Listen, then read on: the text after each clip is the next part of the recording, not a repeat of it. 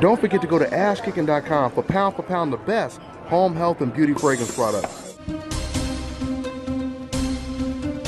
You stupid fool. Did you really think you were hitting me? Huh? Bam, bam, bam. Over.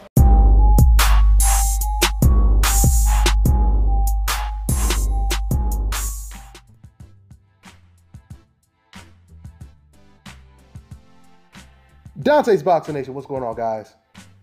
So Al Heyman and the PB series, they continue to raise the bar. The PBC series, I should say. They just announced today a huge list of fights that we are going to see that are already official. Some are against TBA opponents, but they are all big fights. And the majority of these fights are going to be in Brooklyn, New York at the Barclays Center. Some will even be in Canada. But let's go ahead and look over some of these fights that are already official to take place this year, guys. All right, so April 7th, you have Edislani Lara versus Jarrett Hurd, which would be a really, really good fight. That's for all of Lara's titles, the WBA and the IBO belt, and Jarrett Hurd's IBF belt. So we have a unification bout right there. Then April 21st, at the Barclays Center, Adrian Broner returns, and he's going to fight against the very tough, rugged Omar Figueroa. That's a really good fight right there, guys. That's a really, really good fight, and that's a tough fight for Adrian Broner. It's a tough fight for both of them. You know, I mean, a lot of people believe that Figueroa will actually beat Adrian Broner. You know, I personally believe that Figueroa will give Broner the type of fight that Broner was expecting Mikey Garcia to give him.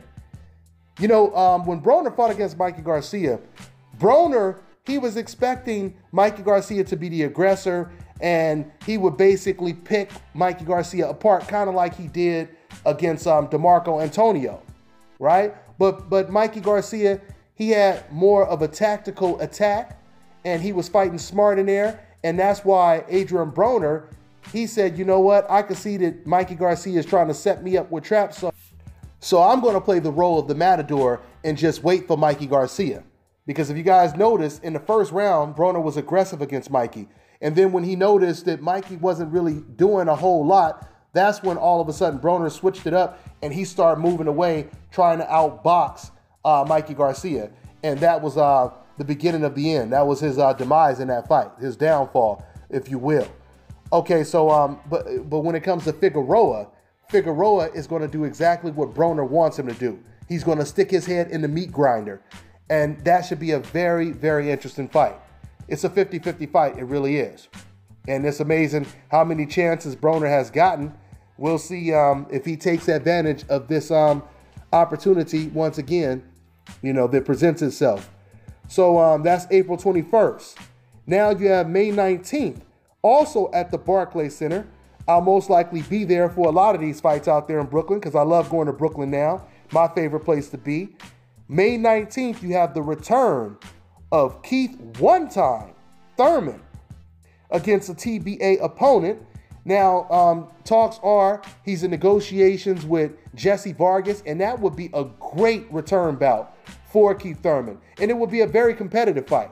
I think Thurman versus Jesse Vargas would be just as competitive as Thurman versus Porter, Thurman versus Danny Garcia was. Thurman versus Garcia was actually a competitive fight. Even though Keith Thurman clearly won the fight, it was still competitive. Jesse Vargas may be a more difficult fight than the Danny Garcia fight was. And that might be why it's taken so long for Keith Thurman to decide if he wants to take, you know, that assignment for his first fight back. I would definitely prefer, and I think the majority of fans would prefer Thurman Vargas versus, you know, as opposed to Thurman versus Devin Alexander. Because Jesse Vargas, he's top 5, one of the best welterweights in the world. He has some good wins on his record.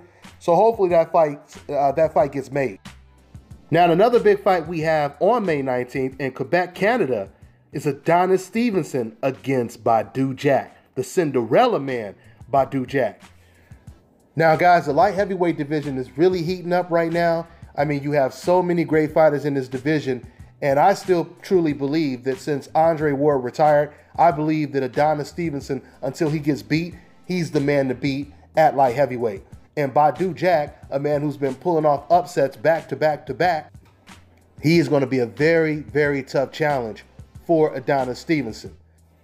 So this is the PBC lineup announcement. I look forward to covering all of these fights. And that's all I got for now, guys. I'm on to the next one.